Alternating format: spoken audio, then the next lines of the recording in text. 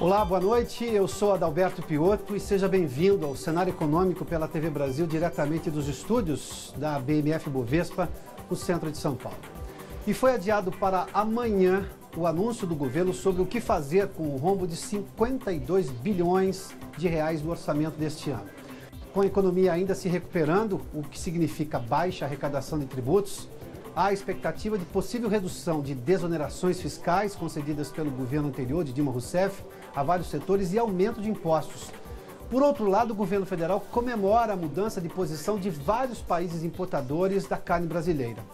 O balanço que mostra a redução do embargo à carne do Brasil é um dos destaques da edição de hoje do Cenário Econômico. O ministro da Ciência, Tecnologia, Inovações e Comunicações, Gilberto Kassab, falou hoje da situação econômica dos Correios, que passam pela sua mais grave crise. O ministro Kassab mencionou os esforços para que a instituição não seja privatizada. Nós vamos conversar com o repórter Pedro Henrique Moreno, em Brasília. Pedro, o ministro já adiantou que o governo não pretende injetar dinheiro na estatal, né? Boa noite.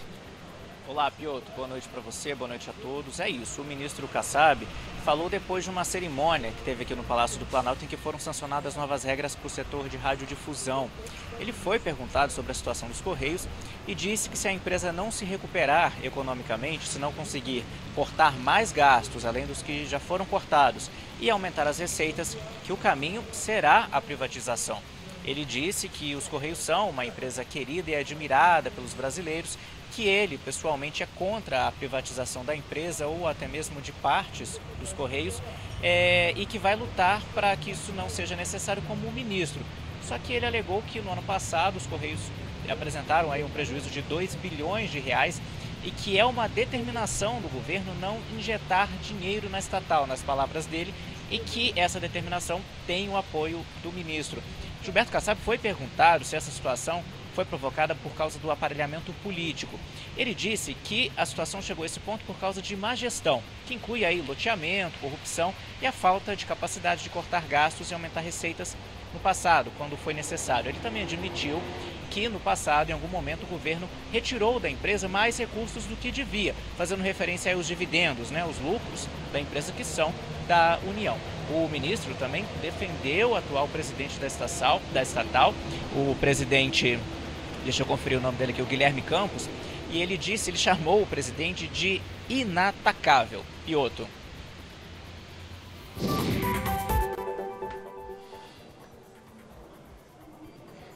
Bom, e você se lembra daquele valor que a ANEEL, a Agência de Energia Elétrica, determinou para a devolução das contas de luz por causa da cobrança indevida do custo operacional da usina de Angra 3? Nós falamos disso aqui no Cenário Econômico dias atrás. Só que agora a agência reduziu o valor a ser pago já no mês que vem. A Vanessa Casarino tem os detalhes dessa informação diretamente da redação da TV Brasil aqui em São Paulo. Boa noite, Vanessa. Olá, Piotto, boa noite a você, boa noite para todo mundo que está com a gente aqui no Cenário Econômico. Pois é, a Agência Nacional de Energia Elétrica revisou o valor inicial, que era de 1 bilhão e 800 milhões de reais, e agora informou que vai devolver 900 milhões de reais aos consumidores. A ANEEL diz que houve um erro no primeiro cálculo, que foi feito como se todas as distribuidoras tivessem recolhido os encargos e por um mesmo período, o que não ocorreu, segundo a agência. Esses 900 milhões de reais vão ser devolvidos todos de uma vez em forma de desconto na conta de luz no mês de abril. Esse desconto vai variar de 2% a 20%, dependendo da distribuidora. Alguns clientes, por exemplo, não sofreram a cobrança indevida e não vão receber nenhum desconto. É o caso dos consumidores da Sulgip, Companhia Sul Sergipana de Eletricidade, da SER, Companhia Energética de Roraima, e da Boa Vista Energia. O maior desconto virá da Energisa Borborema, aqui no interior de São Paulo. Em alguns casos, segundo a ANEEL, o consumidor poderá receber abatimentos também em maio, porque as distribuidoras fecham as contas em períodos diferentes do mês. Lembrando que a usina Angra 3 deveria ter entrado em funcionamento no ano passado, mas nunca gerou energia. Está com um pouco mais de metade das obras concluídas e corre o risco de virar sucata, Piotto.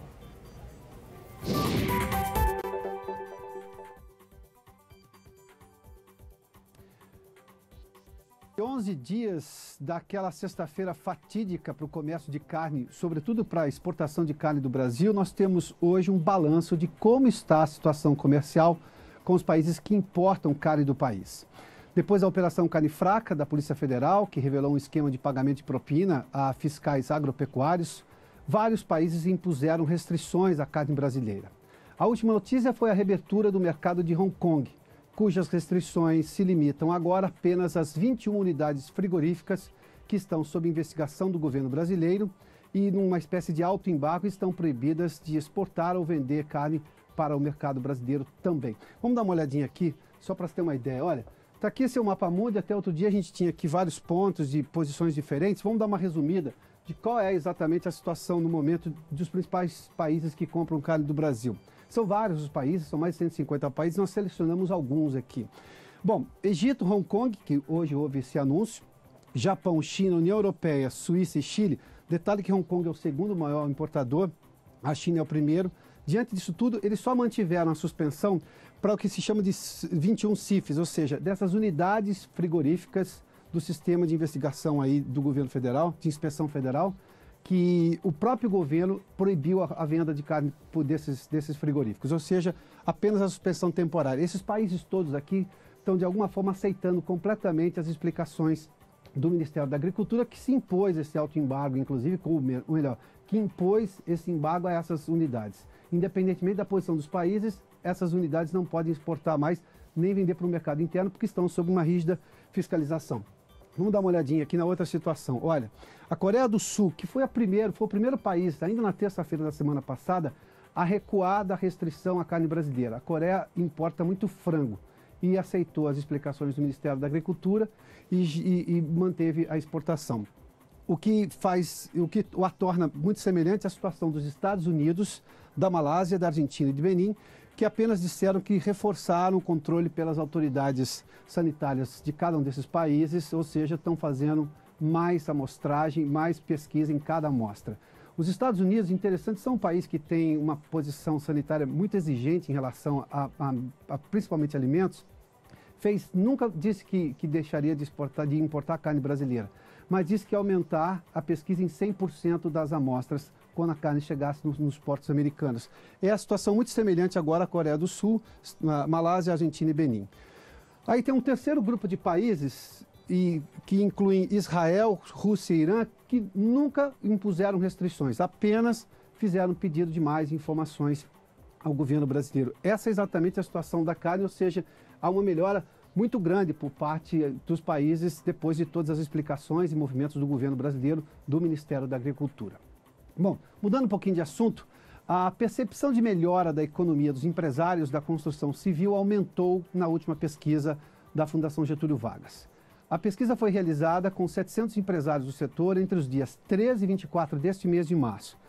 Embora tenha havido um aumento na pontuação de expectativa e otimismo com a retomada do setor, o fato é que esse aumento ainda é considerado ainda baixo. Olha, subiu 0,7 o índice de confiança dos empresários da construção, foi a 75,1. Em 2015 tinha um pouquinho mais alto, depois passamos o terrível e difícil ano de 2016, sabemos todos da bagagem pesada que ainda carregamos de 2016, que em 2015 foi a 76,2, ou seja, estamos nos aproximando de um número que era razoável.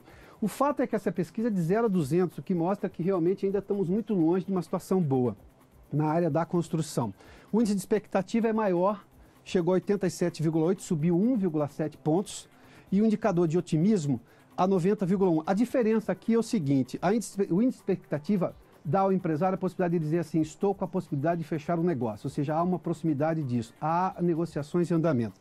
E o indicador de otimismo, claro, é um olhar mais abrangente para a situação econômica do país, ou seja, que pode lá no futuro trazer uma possibilidade de retomada dos negócios. Portanto, esses números aqui subiram razoavelmente. Só para você ter uma ideia da situação ainda, olha, a situação atual, esse aqui é um dado de como ele está vivendo agora o setor da construção.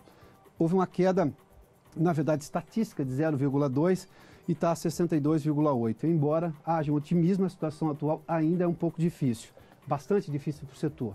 Esse aqui é um gráfico bastante interessante divulgado pela Fundação Getúlio Vargas, que mostra aqui, olha, o que a construção civil veio caindo, mas aqui já tem uma curva de retomada.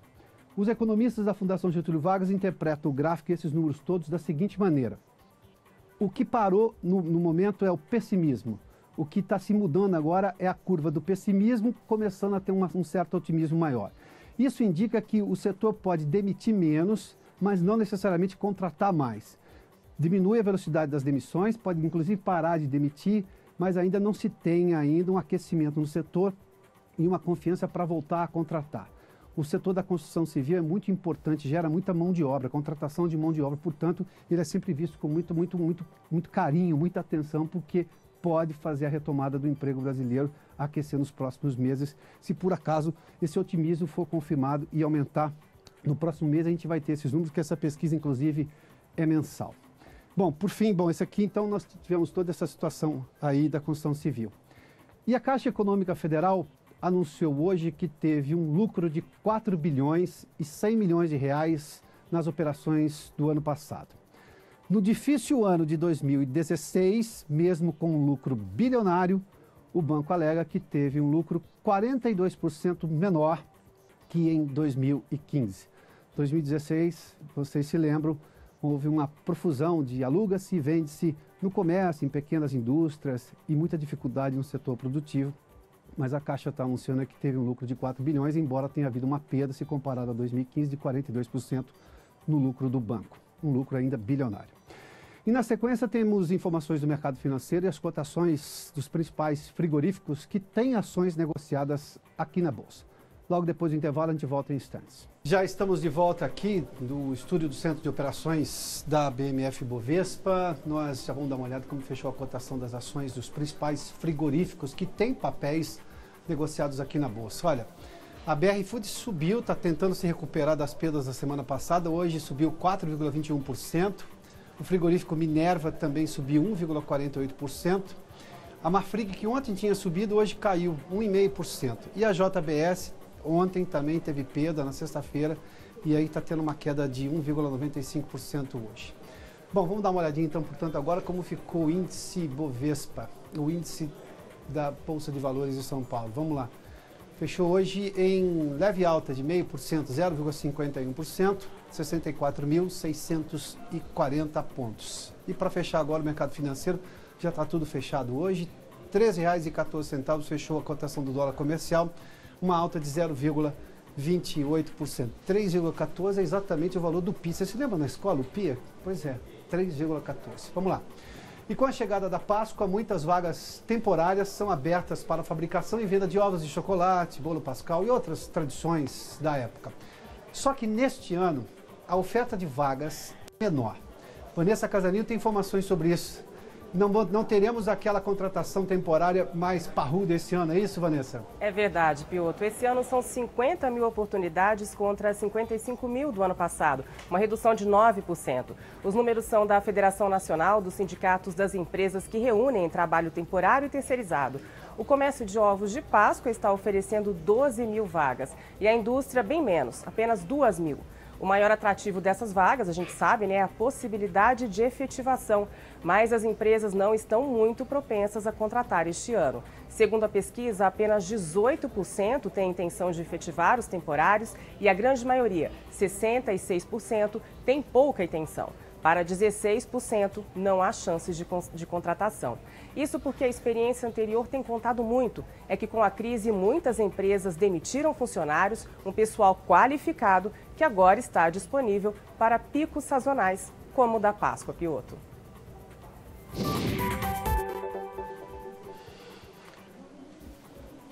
Muito obrigado, Vanessa. Bom, e havia hoje a expectativa do anúncio por parte da equipe econômica do governo sobre quais medidas serão tomadas para resolver o buraco de 58 bilhões de reais no orçamento deste ano agora, de 2017. Se a economia dá sinais de retomada por um lado, e tem havido vários fatos econômicos e também expectativas, o fato é que a arrecadação ainda não cresceu o suficiente. O próprio governo reduziu recentemente a expectativa de crescimento do Produto Interno Bruto este ano, de 1%, como era previsto no começo do ano, para 0,5%, como boa parte do mercado já apontava desde o final de 2016, achando que o ano ia ser difícil, com alguma recuperação, mas uma recuperação muito pequena do PIB, de 0,5%. Agora o número do mercado e do governo está muito próximo ali. O economista Jason Vieira está conosco aqui no estúdio do Cenário Econômico. Jason, Boa noite, bem-vindo. Boa noite. O governo adiou a possibilidade, inclusive, que não seja amanhã, seja na quinta-feira. Nós teremos aumento de imposto, na sua opinião? Provavelmente. O contingenciamento não vai ser o suficiente. O cinto já está bastante apertado por parte do governo. Óbvio, a gente sempre acha que o governo pode cortar mais e a prova dos 30 bilhões é de que pode realmente cortar mais. Mas, efetivamente, ainda se precisa dar um próximo passo, efetivamente, principalmente em relação ao que vai ser essa coleta de impostos. Nós temos uma situação econômica grave. O governo, como você mesmo disse, só foi entender os sinais que o mercado estava emitindo, principalmente em relação ao crescimento econômico. Agora, demorou bastante, mas dentro deste contexto agora temos que nos renovar. Nos renovando, temos que pensar em impostos. Esses impostos provavelmente vai ser alguma fórmula já velha, utilizada, provavelmente vai ser alguma CID, ou algum imposto que não tenha um impacto tão direto efetivamente na economia. A CID só não é tão mal falada quanto o CPMF, não é? Sim, mas dentro do espectro de coleta de impostos, é um dos impostos mais simples a ser implementados, com menor impacto, vamos dizer assim, e o governo pode se aproveitar, isso nós obviamente estamos especulando aqui agora, o governo pode se aproveitar efetivamente da inflação baixa que nós estamos passando nesse momento, para que exatamente esse impacto da CID seja reduzido nos preços.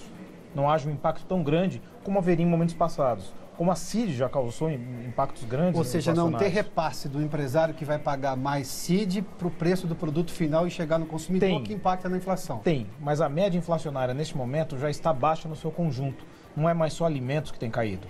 Nós temos um conjunto inflacionário baixo, então o impacto da CID fica menor do que efetivamente seria no momento que nós tínhamos uma inflação mais acelerada. Obviamente nós estamos dentro do cenário de conjecturas, mas se imaginando o contexto macroeconômico atual e a situação ainda recessiva do país, imaginamos que o governo vai tentar buscar alguma coisa que primeiro não atinge diretamente o brasileiro e depois não atinge diretamente a cadeia produtiva, que já está sofrendo, como nós vimos a questão dos ovos de Páscoa agora, já está sofrendo bastante nesse momento. Então é tentar se evitar ou se reduzir o impacto daquilo que se tornou inevitável. Mas eu falo em aumento de impostos para setores. A economia toda está sofrendo, o agronegócio tem uma situação um pouco diferente, mas levou o baque da história da carne, mas mesmo assim não é tão grande quanto poderia se esperar, até porque houve já um recuo por parte das empresas importadoras. Mas eu estou falando de um país que tem hoje desemprego em alta, uma falta de confiança do empresário em contratar. E um detalhe que saiu hoje da Confederação Nacional do Comércio, que fala aqui, olha, eu tenho um número aqui, quase 60% de famílias, 57,9% de famílias endividadas, que se declaram endividadas.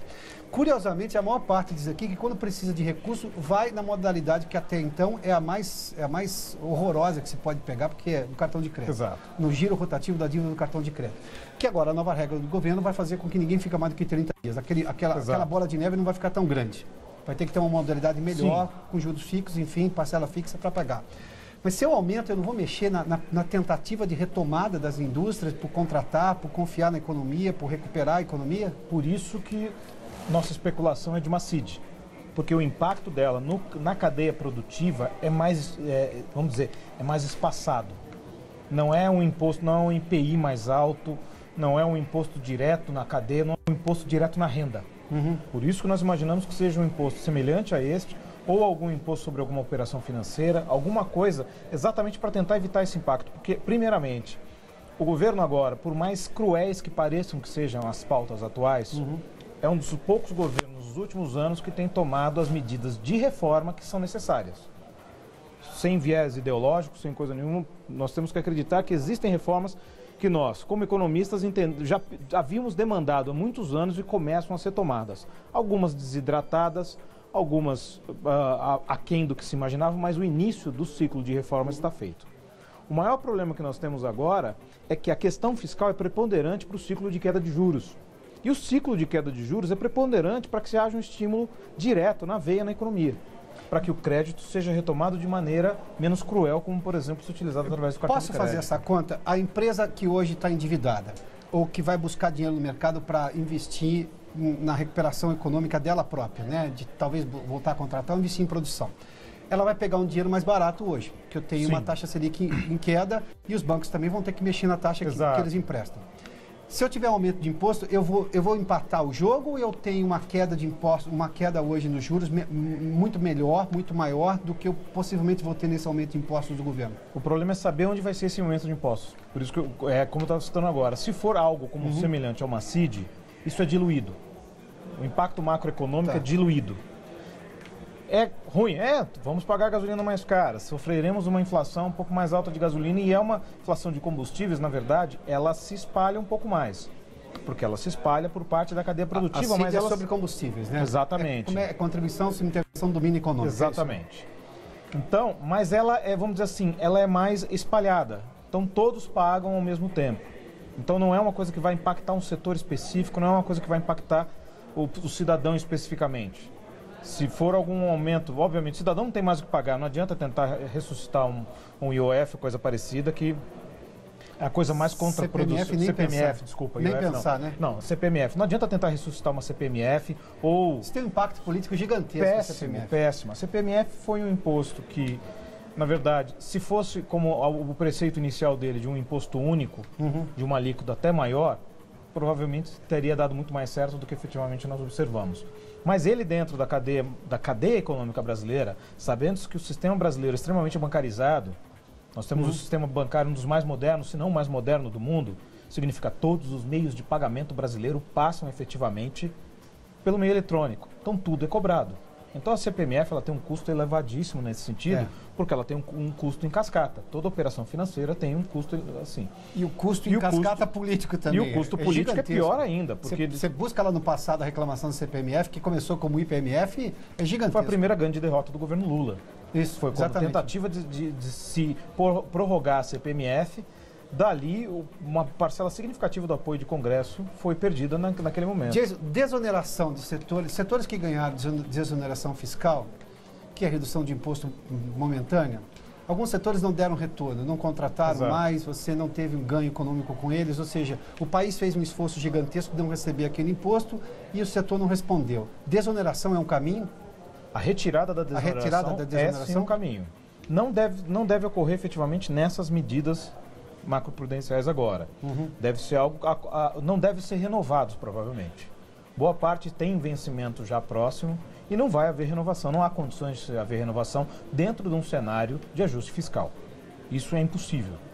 Porque mesmo que você tenha uma situação econômica, macroeconômica ruim, o cenário de ajuste fiscal demanda efetivamente de que as distorções fiscais que foram criadas no passado, que foram criadas através de uma fórmula que careceu de um cálculo matemático mais preciso, foi mais de um achismo do que efetivamente eu acho que se eu cortar o imposto, o consumo vai compensar isso. Eu acho uma coisa, a teoria macroeconômica diz outra. Me permita fazer um rápido resumo. Se o governo vai lá e resolve o problema da conta dele, ele passa uma mensagem muito, muito positiva para a agência de rating, para o mercado nacional, ou seja, para todo mundo, doméstico, todo mundo olha para o governo preocupado com as suas contas, ou seja, não está querendo estourar. Suponho seja essa a intenção do ministro da Fazenda. Eu não posso chegar em dezembro dizendo assim, estouramos o orçamento. Exato. O que passa uma mensagem horrorosa para a sociedade. Tanto que ano passado nós cumprimos o orçamento com folga. Tá, mas ao mesmo tempo, o governo está pensando em que, tá bom, eu cresço 0,5% esse ano, mas há uma projeção de 2,5% para o ano que vem. Exato. Eu não vou impactar nisso? Não. De ter um cenário melhor no ano que vem? Então, exatamente é nessa perspectiva que o governo tem trabalhado a questão fiscal.